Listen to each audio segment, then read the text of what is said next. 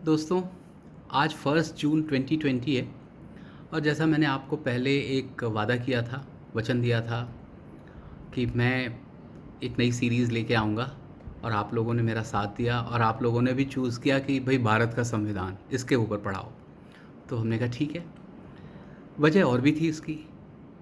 सबसे बड़ी वजह ये थी कि आप में से बहुतों को अब कॉम्पिटिशन्स में बैठना है, बैठना भी चाहिए, और चाहे वो स्टेट लेवल का कंपटीशन हो या फिर नेशनल लेवल का, चाहे वो पब्लिक सेक्टर का कोई कंपटीशन हो या प्राइवेट सेक्टर का, कॉन्स्टिट्यूशन से रिलेटेड सवाल ना आए ऐसा हो नहीं सकता, इम्पॉसिबल। तो आपको जानना चाहिए थोड़ा बहुत कि भारत का संविधान है क्या, कैसे बना, हमारे किस काम आता है, नहीं होता तो क्या होता, क्यों बना।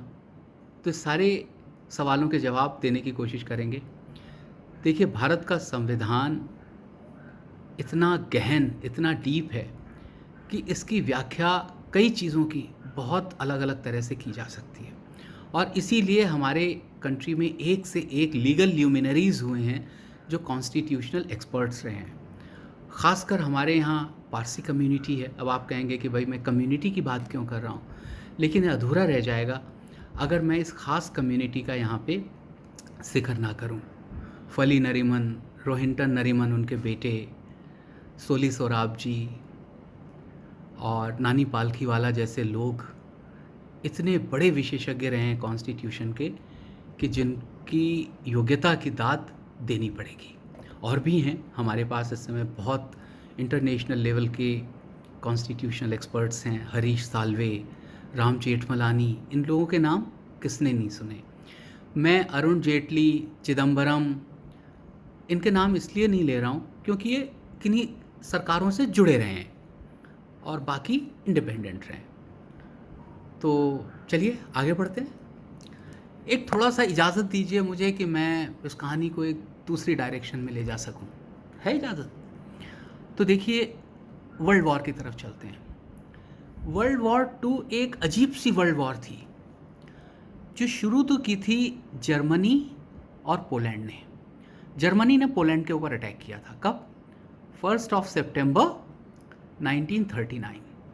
और उसके ठीक 6 साल 1 दिन के बाद में 2 सितंबर 1945 को USS मिसूरी, ये उनका एक शिप है, नेवल शिप है, इसके ऊपर जापान ने एक एग्रीमेंट साइन किया था अमेरिका के साथ, जिसमें उन्होंने लिखा था कि हम सरेंडर कर रहे हैं। तब तक उनके ऊपर बॉम्ब्स गिर चुके थे हिरोशिमा और नागासाकी में अगस्त में। सरेंडर करना एक कॉमन सी बात थी, करना ही पड़ता उन्हें। तो जब उन्होंने सरेंडर किया तब ये वर्ल्ड वॉर ऑफिशियली ख़त्म हो गया। लेकिन मिड 45 तक ये निश्चित हो गया था कि हार जाएंगे। कौन? जर्मनी, जो कि एक्सेस कंट्रीज़ माने जाते थे, और अमेरिका, इंग्लैंड, फ्रांस से क्या माने जाते थे? Allied countries. ओके। तो कोइंसिडेंस ऐसी रही कि 6 साल 1 महीने चला, 6-1, और एलाइज़ के कितने लोग मरे, सिविलियंस और डिफेंस वाले? 6-1, और उसके बाद मिलियंस लगा दीजिए, 61 मिलियन। तो 6 करोड़ 10 लाख लोग मरे थे एलाइज़ की तरफ से सिर्फ। That is America, Russia, France, England, ये मेजर कंट्रीज़ थे। तो ये तो एक थोड़ा सा एक स्निपेट हो गया, आपको भी समझ में आ गई बात। अब वापस आते हैं हम कॉन्स्टिट्यूशन की तरफ।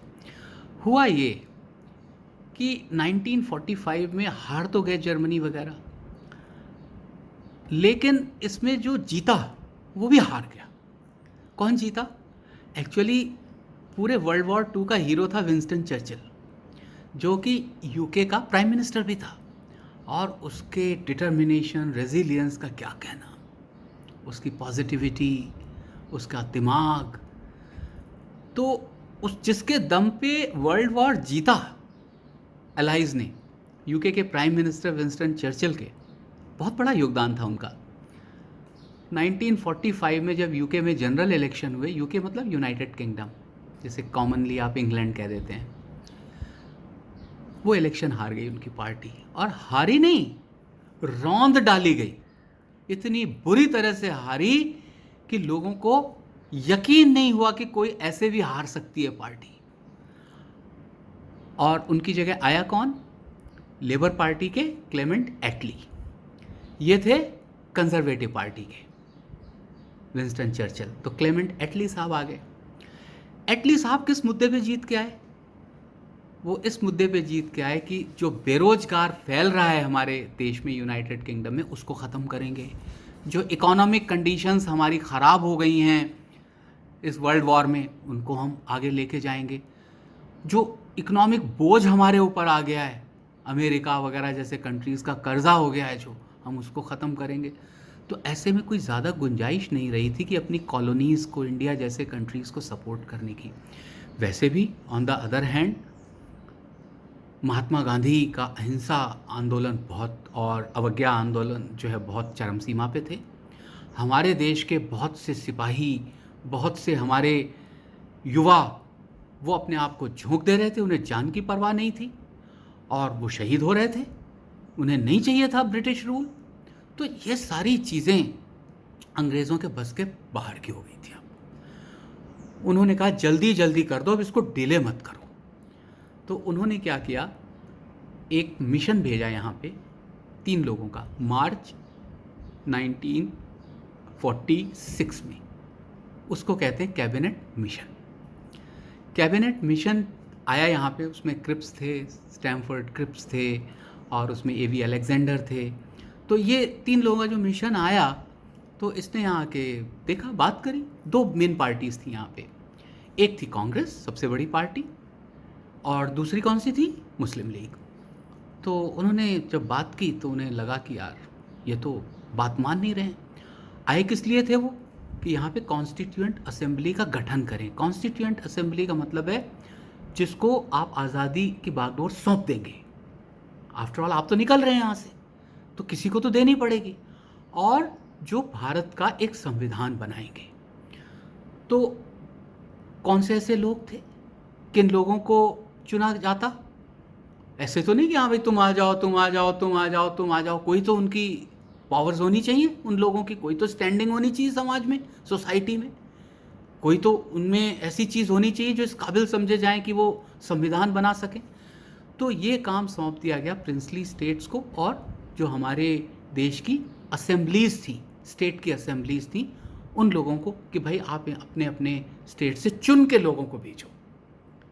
तो इसमें कितने लोग आए? इसमें आए 389 लोग आए। सबसे ज़्यादा इंडियन नेशनल कांग्रेस के ही थे, जिसमें नेहरू जी थे, डॉक्टर राजेंद्र प्रसाद थे। ये दोनों इसलिए मैं नाम ले रहा हूँ कि ये दोनों भारत के पहले प्रधानमंत्री और राष्ट्रपति बने। नेहरू जी प्रधानमंत्री और डॉक्टर राजेंद्र प्रसाद भारत के पहले राष्ट्रपति बने। तो ये आए, और इनकी एक जब असेंबली हुई तो उसके बाद में ये क्लियर होने लगा कि यार मुस्लिम लीग जो है वो तो अलग देश चाहती है। तो फिर नेचुरली वो और उनकी जो प्रिंसली स्टेट थी जो पाकिस्तान को ज्वाइन करना चाहती थी, उनके मेंबर्स हट गए, 299 मेंबर्स रह गए। ये 299 मेंबर्स पहली बार कब मिले? इनकी फर्स्ट मीटिंग हुई 9 दिसंबर 1946। ये डेट याद रखनी चाहिए आपको, ऐसा क्वेश्चन आ सकता है।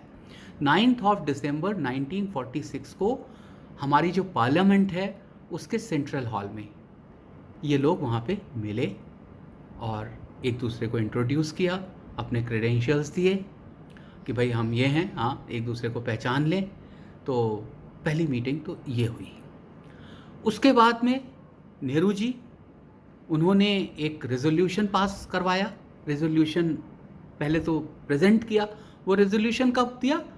4 दिन के बाद में 13 दिसंबर 1946 को।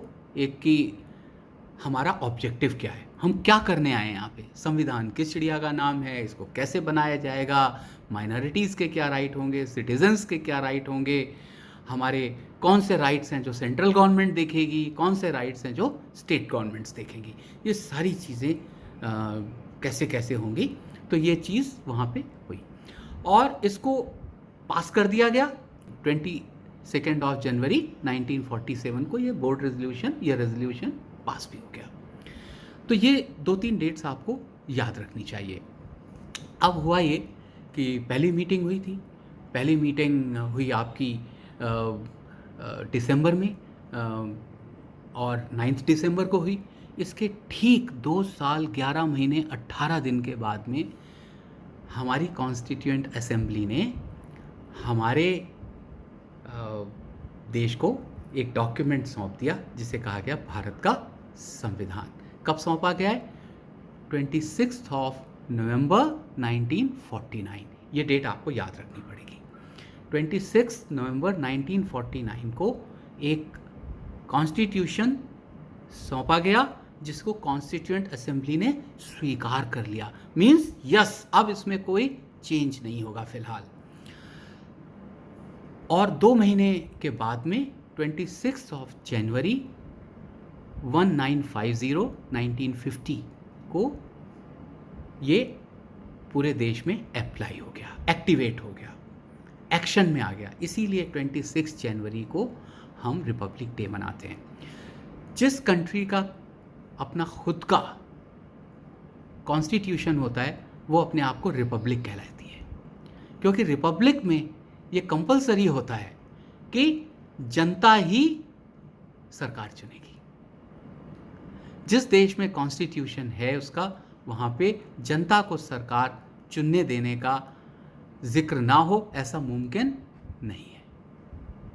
फिर वो चाहें किसी भी तरह से वहाँ के शासक तोड़ मरोड़ लें और कान इधर से पकड़ें या इधर से पकड़ें, लेकिन जनता का रूल जो है that is a compulsory thing for a Republic.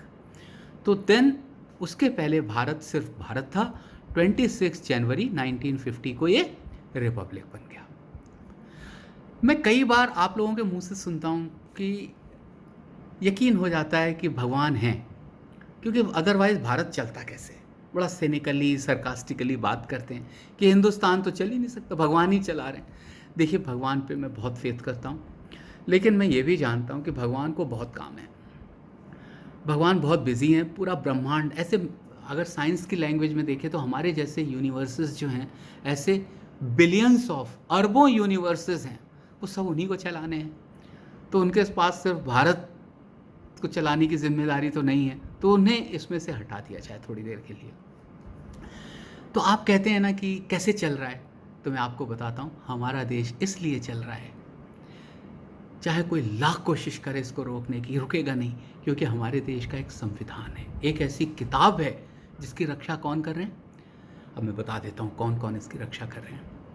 इसकी रक्षा कर रहे हैं करीब करीब 26 lakh 2.6 million armed defence personnel, जिसमें 15 लाख के आसपास एक्टिव सोल्जर्स हैं, आर्मी, नेवी और एयरफोर्स के, एंड 11 लाख के आसपास रिजर्व फोर्सेस हैं उनकी। तो 26 लाख हो गए, प्लस 1 मिलियन के आसपास, थोड़ा सा ज़्यादा, पैरामिलिट्री फोर्सेस। ये तो मिलिट्री फोर्सेस हो गई।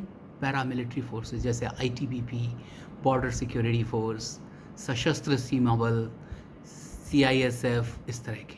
ओके, तो 11 लाख ही हो गए। 26 और 11 के आसपास 36, तो जिन्हें आप कह सकते हैं डिफेंस फोर्सेस हमारी। उसके सिवा हर स्टेट की अपनी आर्म्ड पुलिस सर्विस होती है और अनआर्म्ड होती है। जैसे आप कांस्टेबल को देखते हैं जो ट्रैफिक में होता है, तो वो अनआर्म्ड होता है। On the other hand, every state has provincial armed constabulary, जहाँ पे आर्म्ड कांस्टेबल्स होते हैं, PSC जिसे कहते हैं, वो भी होते हैं। तो हर राज्य की अपनी अलग अलग होती है। इसके सिवा NCC हो गई, और इसके सिवा और भी स्काउट्स हो गए, जो बच्चे भी हैं, तो वो भी देश की रक्षा में ही लगे हुए हैं। तो ये तो हमारे देश की सीमाओं की रक्षा करते हैं और हमारे देश की अंदरूनी रक्षा करते हैं। इसके सिवा लेजिस्लेचर हमारा, जो पार्लियामेंट के दोनों हाउसेज हैं, upper house Rajya Sabha, lower house Lok Sabha, ये हो गई। हर स्टेट की अपनी स्टेट असेंबलीज होती हैं ये। उसके सिवाय कैबिनेट, जिसका हेड कौन होता है? Prime minister. प्राइम मिनिस्टर के अंडर में उसके मंत्रिमंडल के सदस्य होते हैं, जिनको हम मिनिस्टर्स कहते हैं, सेंट्रल मिनिस्टर्स। इनके ऊपर वाइस प्रेसिडेंट, उपराष्ट्रपति, और उनके ऊपर कौन होता है? उनके ऊपर है राष्ट्रपति। राष्ट्रपति कॉन्स्टिट्यूशन के हिसाब से, जो हमारे देश का कॉन्स्टिट्यूशन भी कहता है, is the number 1 person, is the supreme commander of all the forces, supreme commander of all the people of India and is known as the first citizen. तो ये किताब जो है ना आपकी कॉन्स्टिट्यूशन ऑफ इंडिया, आपके घर में भले ही गीता या रामायण ना हो, कॉन्स्टिट्यूशन ऑफ इंडिया की एक कॉपी ज़रूर होनी चाहिए। ओके, ये हमारा देश हमें सिखाता है, इस देश की मिट्टी ने हमें ये सिखाया है। ओके, तो अब आइए बात करते हैं कि ये जो कॉन्स्टिट्यूएंट असेंबली हुई, इसमें कौन कौन लोग थे। मैं जैसा पहले 2 नाम आपको बता चुका हूँ, पंडित जवाहरलाल नेहरू थे, इसमें आपके बाबू राजेंद्र प्रसाद थे, BR अम्बेडकर थे, बाबा साहेब भीमराव अम्बेडकर थे, और इसमें हमारे सरदार पटेल, ऐसे ऐसे लोग थे।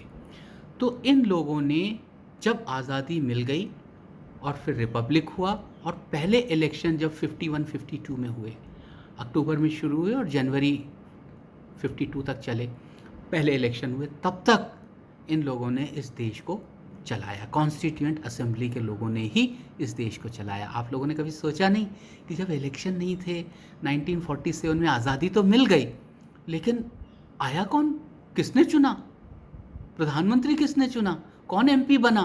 तो ये कॉन्स्टिट्यूएंट असेंबली ने इतने टाइम चलाया। अब देखिए, इसके सिवा, इसके पहले ऐसा तो नहीं था कि हम सिविलाइज्ड नहीं थे। कॉन्स्टिट्यूशन आपका ये इंश्योर करता है कि आप एक सिविलाइज्ड ज़िंदगी जिएं, आपके राइट्स कोई न खा जाए और आपकी ड्यूटीज़ आपको करनी पड़े। आपका कॉन्स्टिट्यूशन मेनली इन 2 पिलर्स पे खड़ा है। ओके, आपके rights, right to freedom. Okay, मैं आऊँगा अगले एपिसोड्स में इन सब चीज़ों के बारे में, आज थोड़ा सा आपको एक बेसिक आइडिया दे रहा हूँ। और दूसरे आपकी duties as a citizen of India, आपकी लेजिस्लेचर की, जुडिशियरी की और एग्जीक्यूटिव की क्या ड्यूटीज़ हैं। ड्यूटीज़ और राइट्स साथ साथ चलते हैं, तभी देश चलेगा। अब छोटा सा एक एग्जांपल देता हूँ।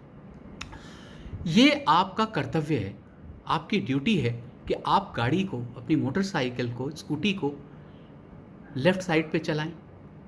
ठीक है, तो इससे आपको क्या राइट मिलता है कि अगर कोई गलत साइड पे चला रहा हो, उसको पेनल्टी होनी चाहिए, उसको सज़ा होनी चाहिए।